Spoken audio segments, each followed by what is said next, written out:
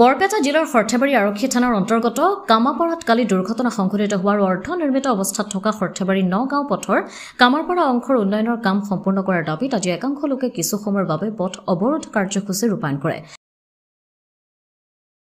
পথ অৱৰোধকাৰীসকলে অসম মালা আঁচনিৰ অধীনত নিৰ্মীয়মান পথটোৰ নিৰ্মাণত দায়িত্বত থকা MB কনষ্ট্ৰাকশ্যনৰ গাফিলতিৰ বাবেই শোকাবহ দুৰ্ঘটনাটো সংঘটিত হোৱাৰ অভিযোগ কৰিছে আৰু যধে মধে নিৰ্মাণ কাৰ্য কৰা বুলি ক্ষোভ প্ৰকাশ কৰে আৰু ৰাইজে দুৰ্ঘটনাগ্ৰস্ত পৰিয়ালটোক এটা কৰ্ম সংস্থাপন দিয়াৰ বাবে চৰকাৰক অনুৰোধ জনায়।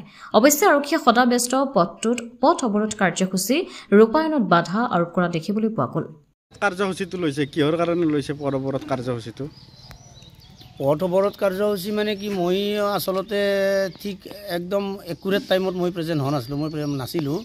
তাৰ পৰৱৰ্তী সময়ত মই আহি পালোঁ যে গম পালোঁ যে মানে আমাৰ বিভাগীয় কোনোবা ওপৰ মহলৰ পৰা কোনোবা ৰাস্তাৰ কাৰণে আহিছিল, আহি তেখেতসকলে ইয়াতে পৰীক্ষা নিৰীক্ষা কৰি আছে ৰাস্তাটো। কৰি থাকোঁতে তেখেতসকলে ৰাইজকে বোলে কিবা উল্টা পুল্টাকৈ মানে কৈছে যে ৰাইজৰে ভুলৰ কাৰণে এইটো এক্সিডেণ্টটো হৈছে, এনেকুৱাকৈ কৈছে। কোৱাৰ পিছত ৰাইজে উত্ৰাৱল হৈ সেই মুহূৰ্ততে ৰাইজ উত্ৰাৱল হৈ পথ অৱৰোধ কৰা হৈছে।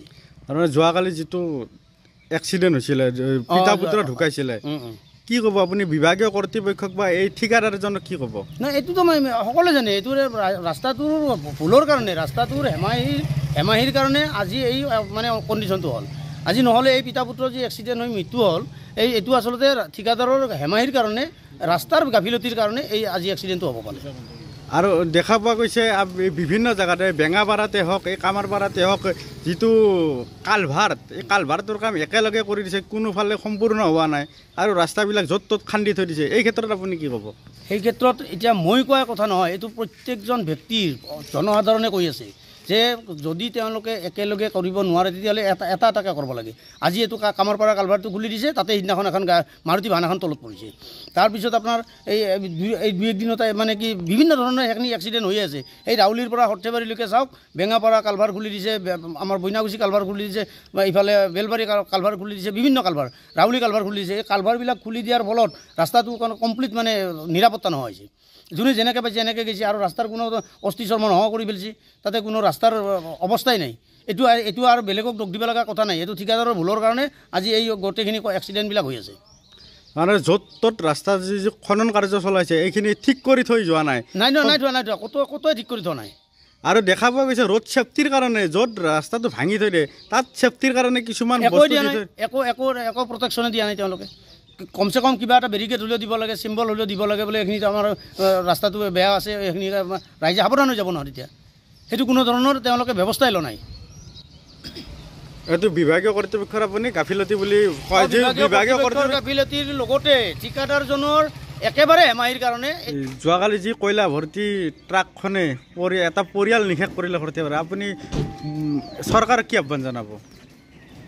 যোৱাকালি যিটো কৰুণ ঘটনা, সেইটোক লৈ আচলতে সকলোৱে মৰ্মান্তিক হৈছে। সকলোৰে আমাৰ ইয়াতে শোকৰ ছাঁ পৰিছে, এই অঞ্চলটোতে শোকৰ ছাঁ পৰিছে।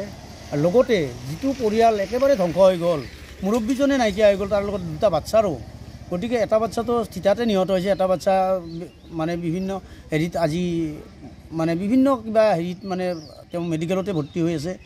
গতিকে মই এটা কথাই চৰকাৰক অনুৰোধ জনাইছোঁ, মুখ্যমন্ত্ৰী মহোদয়কো আবেদন জনাইছোঁ, যাতে এই দুৰ্ভগীয়া পৰিয়ালটোক, দুখীয়া পৰিয়ালটোক যাতে কিবা এটা চৰকাৰী সংস্থাপনৰ ব্যৱস্থা কৰে, তাৰ বাবে আমি সকলো ৰাইজে অনুৰোধ জনাইছোঁ। আৰু যিটো সময়ত শুনিবলৈ পোৱা গৈছে কয়লা খনন কাৰ্য বন্ধ হৈ আছে, সেইটো সময়ত কিন্তু কয়লাৰ গাড়ী এখন, কিন্তু গাড়ীখন কয়লাৰ ট্ৰাক 16 চকা নে 18 চকাৰ গাড়ী, সেইখনৰ কয়লা ভৰ্তি আছে। কয়লা ভৰ্তি ট্ৰাকৰ তলত গোটেই বাইকখনে সৈতে দুজন মানুহ সোমাই গৈছে। এতিয়া কয়লা বন্ধ চলি থকাৰ কথাটো অৱশ্যে মই অৱগত নহয় ভালকৈ, কিন্তু তথাপি আমি দেখিছোঁ, দেখা কথাখিনি কৈছোঁ, গোটেই কয়লা ভৰ্তিৰ ট্ৰাকখনৰ চাকাৰ তলত বাইকখনে আৰু মানুহ দুজনে আছিলে। সেইটো কাৰণে মুখ্যমন্ত্ৰীক আপুনি আহ্বান জনাইছোঁ, পৰিয়ালটোক যাতে কিবা এটা সংস্থাপনৰ ব্যৱস্থা কৰে। সৰ্থেবাৰীৰ পৰা নৱজিৎ নাথৰ ৰিপৰ্ট, অমৃত নিউজ 24/7। অমৃত প্ৰবাহ, অসমীয়া সাপ্তাহিক কাকতৰ ডিজিটেল সংস্কৰণ অমৃত নিউজ, সত্যৰ সন্ধানত অমৃত নিউজ।